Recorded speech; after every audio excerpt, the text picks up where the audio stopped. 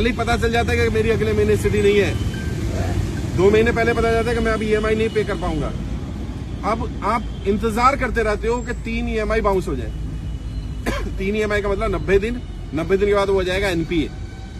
जब आपको पता है 2 महीने बाद मैं EMI नहीं दे पाऊंगा, तो अभी बैंक में जब आप EMI भर रहे हो तब बैंक में जाकर के लेटर दो कि साहब मेरी स्थिति आज वैसी नहीं है जब मैंने लोन लिया था, जब जैसी स्थिति थी, अगले 2 महीने बाद मैं EMI नहीं भर पाऊंगा, अब मुझे कोई विकल्प दिया जाए। बैंक क्या क्या विकल्प दे सकता है? बैंक 3 विकल्प दे सकता है। पहला विकल्प होता है आपको कुछ समय दे दे, 6 महीने का, 1 साल का, 2 साल तक का बैंक को समय देने का अधिकार है अगर आपकी स्थिति खराब हो जाती है। कई लोगों ने बताया घर में जो कमाने वाला था वही एक्सपायर कर गया, अब कहां से EMI देगा? बैंक को पता ही नहीं है स्थिति खराब है इतनी।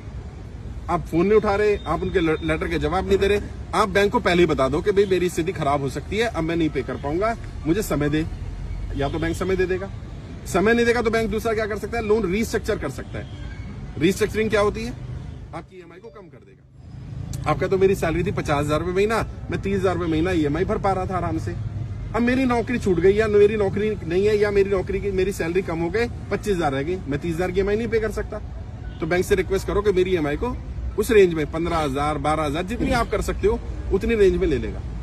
इसको रीस्ट्रक्चरिंग बोलते हैं। रीसेटलमेंट कर सकता है, रीफाइनेंस कर सकता है, पुराना लोन क्लियर करके नया लोन दे सकता है आपको। आपकी EMI अब नई वाली जो बनेगी वो कम बन सकती है। एक लीन पीरियड होता है। लीन पीरियड मतलब जिसमें आपको EMI या इंटरेस्ट पे नहीं करना, ऐसा भी लीन पीरियड लिया जा सकता है 6 महीने से लेकर के 2 साल तक का। बैंक से जाकर के बात करो कि मेरी स्थिति खराब है, और जेन्युइन जो स्थिति है वो बताना। और बैंक से कुछ भी कम्युनिकेशन करो, बार बार बोल रहा हूं, बैंक से रिटर्न कम्युनिकेशन करो। बैंक क्या करता है आपको? जब भी कोई कम्युनिकेशन करता है नोटिस भेजता है। क्यों भेजता है? बैंक पागल है क्या? बैंक इसलिए भेजता है कि जब आप इन नोटिस के जवाब नहीं दोगे आप डिफॉल्टर हो जाओगे। उसके पास 5 नोटिस होंगे, वो कोर्ट में जाएगा, देखो जी हमने तो इतनी बार इनको बताया था।